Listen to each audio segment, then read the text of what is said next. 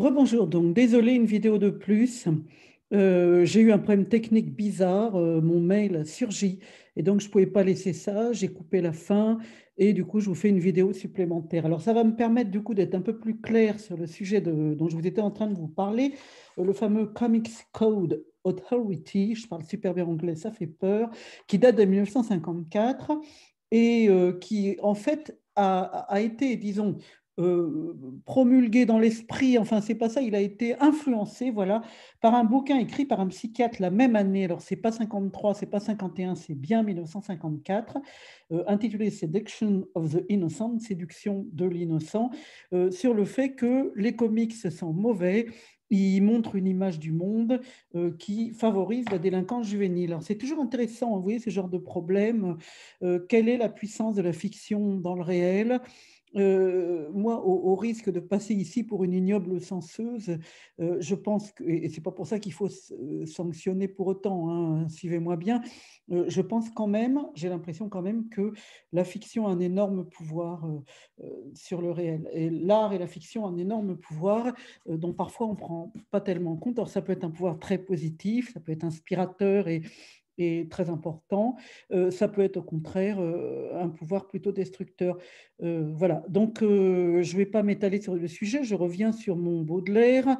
J'en étais à ce portrait où on voit donc le visage disparu, enfin comment dire, vous voyez, il y a eu le bas avec son œil, et maintenant, qu'est-ce qui nous regarde? Un grand portrait langoureux aux yeux provocateurs comme son attitude, qui révèle un amour ténébreux.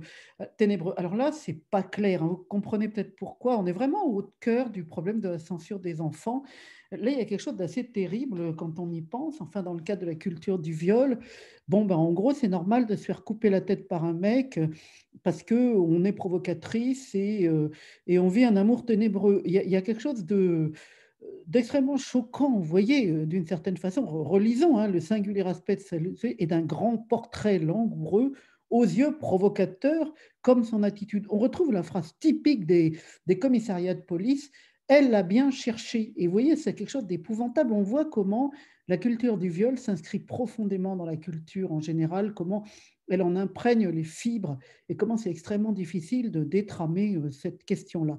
Alors ça continue dans le même style, une coupable joie et des fêtes étranges, pleines de baisers infernaux. Alors le côté infernal, c'est très 19e siècle avec les seins des mauvais anges qui nagent dans les plis du rideau, vous voyez, qui sont planqués en quelque sorte.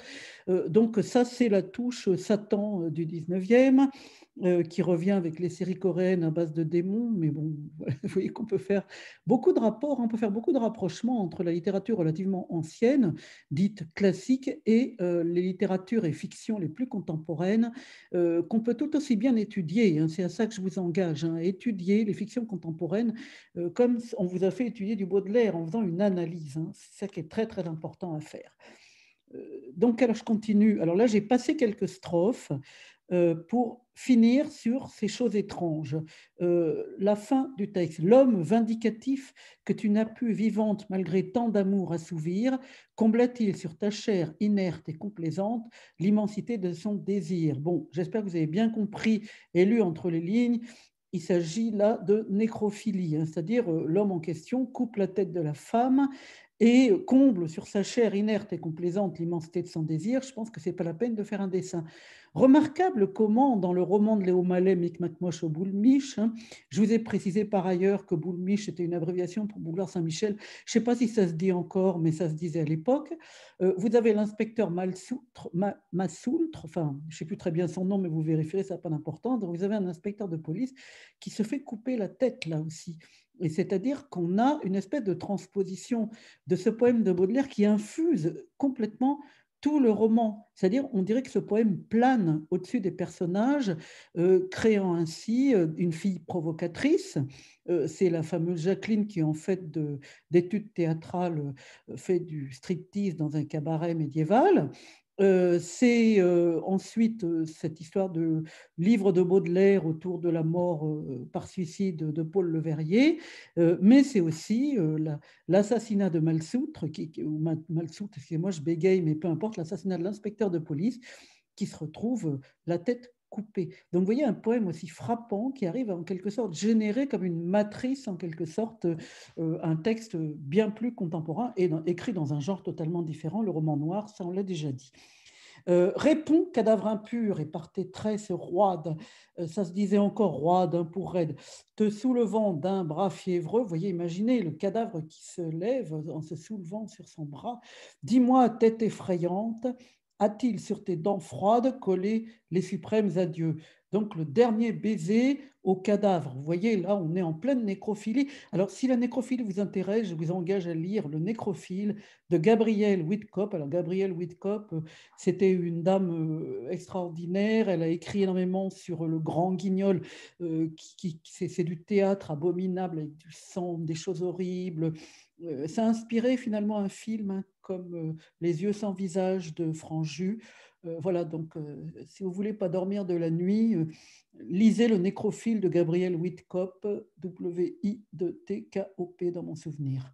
Sinon, vous retrouverez facilement, même si c'est incertain la façon dont j'épelle, parce que je n'ai pas forcément l'orthographe en tête, c'est des choses maintenant on retrouve tellement facilement. Voilà. Et là, vous voyez, il y a une rupture. Alors, j'en suis aux suprêmes adieux, à la scène de nécrophilie. Et tout d'un coup, vous comprenez, donc ils ne font pas lire ça aux élèves de peur que les élèves comprennent. Enfin bon, on a toute cette dimension problématique du rapport à la jeunesse, hein, dans ce genre de texte. Alors, d'un seul coup, un tiret qui sépare les deux derniers quatrains du reste. Loin du monde railleur, loin de la foule impure, loin des magistrats curieux, dors en paix, étrange créature, dans ton tombeau mystérieux. Ton époux court le monde et ta forme immortelle veille près de lui quand il dort. Autant que toi, sans doute, il te sera fidèle et constant jusqu'à la mort. Étrange coda, où d'un seul coup, voilà, on oublie le côté crime, mais ça a dû intéresser Léo Mallet, le côté crime. Vous voyez, loin des magistrats curieux, il y a eu un crime. Le monde railleur, la foule impure, les magistrats qui viennent faire une enquête, hein. Donc il y a déjà la dimension de policier, roman noir ici, qui a pu être exploitée par Léo Mallet. Dors en paix, étrange créature dans ton tombeau mystérieux. Ton époux, du coup, il devient l'époux, vous voyez, l'homme en question, avec qui cette femme avait, d'après son portrait, des rapports très particuliers, court le monde. Et là, on se dégage, hein, complètement de l'histoire du cadavre sans tête. Et ta forme immortelle veille près de lui quand il dort. Donc, une femme qui, là, représente, vous voyez, le pardon accordé au-delà de la mort, après la vie furieuse. Enfin, on a cette idée-là, la vie furieuse pleine de sang et de haine, une sorte de réconciliation ultime dans la mort. Elle veille près de lui quand il dort. Autant que toi, sans doute, il te sera fidèle et constant jusqu'à la mort. Le paradoxe, en fin de compte, de la constance. Donc, un qui court le monde et l'autre qui est une tête morte et un corps mort. Donc, étrange chose que Baudelaire, il y en a plein des comme ça, hein.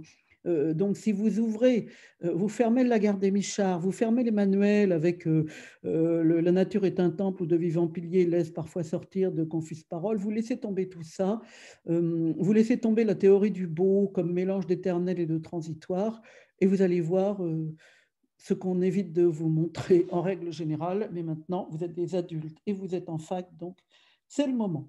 Voilà, eh bien, écoutez, je vous remercie. Et cette fois, c'est fini pour les vidéos de L3, à part la vidéo où je vais vous demander, s'il vous plaît, d'envoyer vos sujets. Je fais ça tout de suite.